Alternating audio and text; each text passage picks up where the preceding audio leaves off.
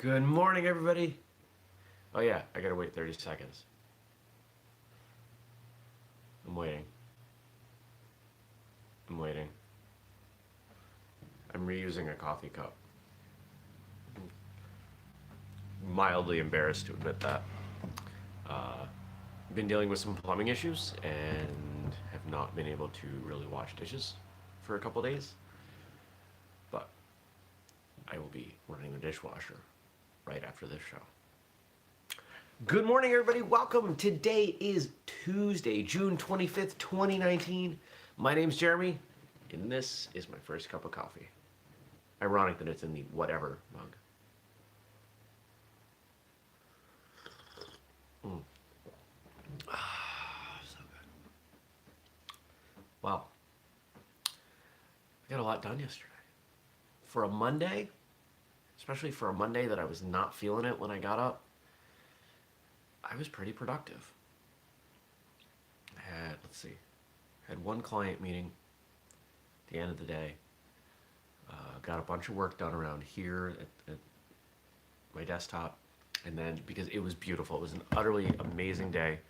So I went and sat at the local Panera on the patio, if you want to call it that. Did a bunch of work out there. And then sat outside at two more places prior to my client meeting, just kind of bounced around.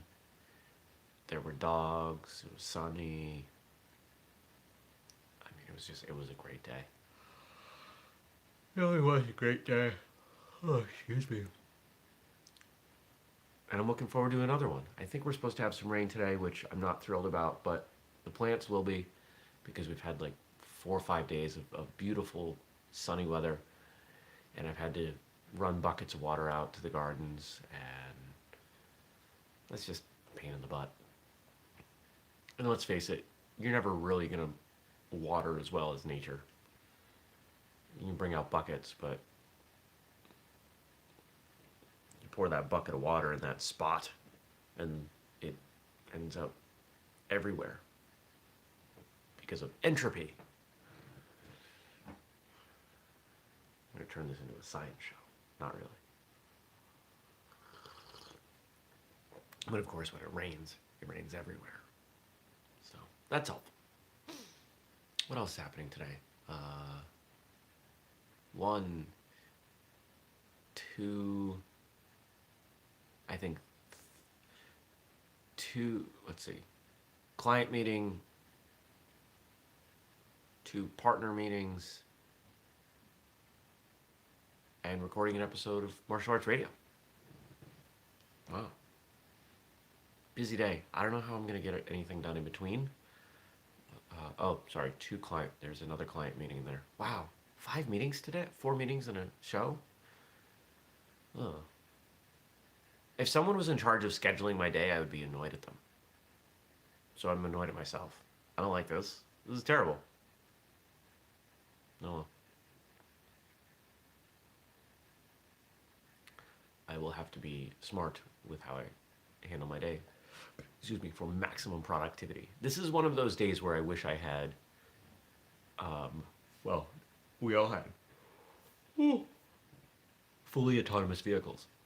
So I could just hop in the car and work, because I've probably got an hour, I've probably got 2 hours of driving today, and I could get a lot done in that 2 hours. So, yeah.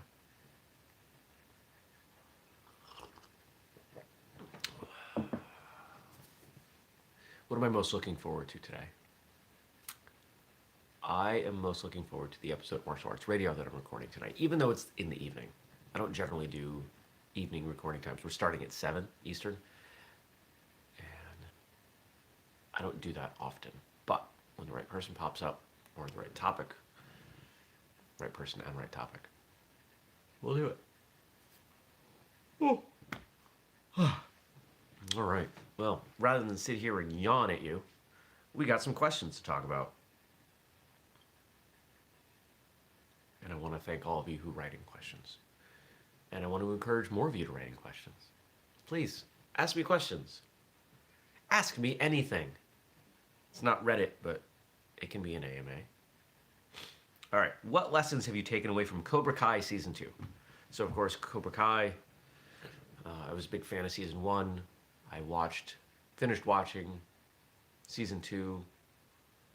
Actually, I think I watched the whole thing, all of season two, on my flight to and from Costa Rica last week. And it's an amazing show. Season two is somehow better than season one. The people behind it better be proud because there is something special here. It's not just the acting, it's not just the writing, it's not just the direction. The whole show plays together beautifully. And if you haven't checked it out, check it out. It's so good. It's really worth your time. Especially if you're a martial artist. Especially if you're a martial artist from like 35 to 55. No, maybe not even. Basically, if you look at the original Karate Kid movie as something special, you're probably going to find this show special. All right. I already forgot the question. What lessons have you taken away? Um, I think the big lesson in season two is to be honest, honesty,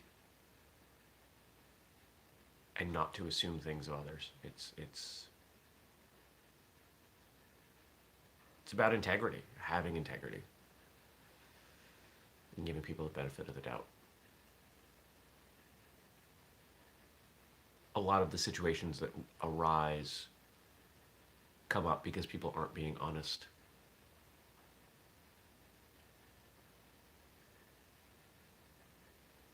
And the subplots, it's interesting. They're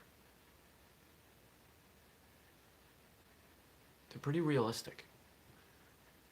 The whole show is rather realistic. Even the fight scenes. Even the fight scenes are pretty good. And what I like about them is they're simple. They're things that you could see happening. I appreciate that. And I think our second question is about the fight scenes. Do you have any favorite parts? Well, I can't really talk too much about that without giving the show away. Can I? Any moment where they work Mr. Miyagi into the plot line, because of course Pat Morita has passed away, so he's not making any guest appearances. But they will sometimes work in footage from one of the movies of him, or they will pay homage to him in some way. And Ralph Macchio's character, kind of talks to him, acknowledges him in a very reverential way that I really like.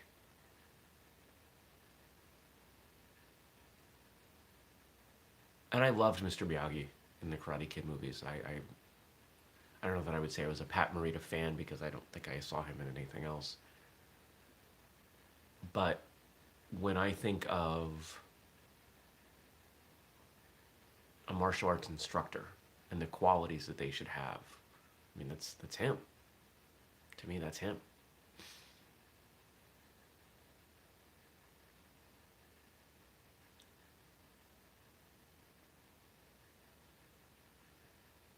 Yeah, those are my favorite parts. All right, question 3. Last question about Cobra Kai. Are they actually practicing karate in the show Cobra Kai, or is it kung fu like in the movies?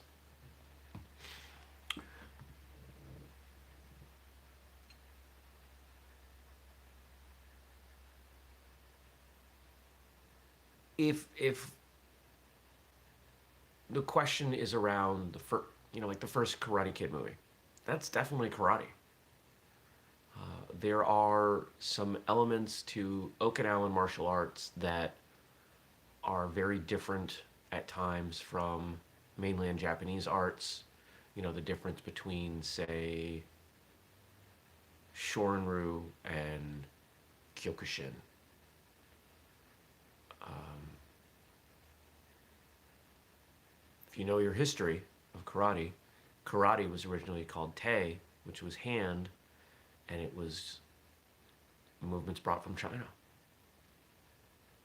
So you can kind of follow that evolution Evolution assumes it's progressing. You can follow that progression, that shift from the more fluid Chinese martial arts to the semi fluid Okinawan arts to the much stricter mainland Japanese arts. But the fight scenes that we see, the movements that they're practicing in Cobra Kai, are very much karate. Might there be some embellishments that borrow from some other things? Yes. But every single thing that I've seen in there, I could expect to learn in a karate school. In fact, the majority of what I see, I did learn in my original karate school growing up. So, and I'll say it again. I appreciate the fight scenes. Whoever's doing the choreography is doing a fabulous job. Keep it up. As if they're watching this show. Maybe they are. Numbers have plateaued on this show for a little bit, and that usually means that we're about to take another jump. So, as I've said, I still have to sit on the couch and drink a cup of coffee.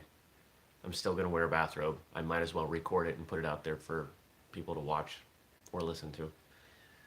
I don't assume everyone's going to enjoy it and get something out of it, but those of you that do, cool. What's something not related to Cobra Kai I can talk about briefly?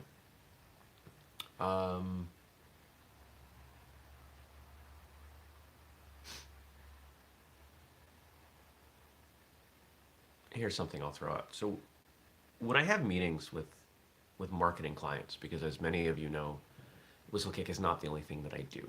Whistlekick as a company does not yet support me fully financially. So I do the thing that allows me to make the most money in the least time. And in a somewhat arrogant way, I guess I can say the thing I am best at, and that's marketing. So helping other people with their businesses grow their business, make more money, etc.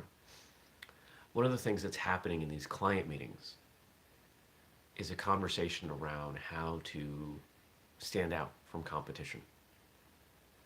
And one of the words that keeps coming up, and honestly has always come up for me when having these conversations, is authenticity. There's so much that goes on in marketing, in advertising, that it's just false. And people are getting better at spotting it. Or even if something is authentic but maybe comes across inauthentically, they push back on it, they fear it. So you've got to be authentic. I mean, what's more authentic than this, right? I'm vulnerable, right? I'm literally wearing a bathrobe live on the internet. Because I'm trying to show everyone this is me. I'm being very real. I'm being authentic. And it's something that I think we all crave in others, but not something we're all very aware of in ourselves.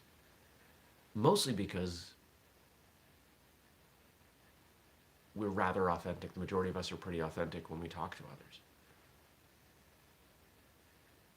But the more we're able to spot authenticity versus inauthenticity, the better we're able to present ourselves, the better we're able to see through others' BS and have the life that we want, to be blunt. So whether you have a business or maybe you're responsible for putting out information, or you are simply you, make sure that everything you are doing is as authentic as possible. That doesn't just mean being honest, it means being open. It means being real. And you all know what that looks like. Everybody knows what that looks like. Don't be afraid to do it. So,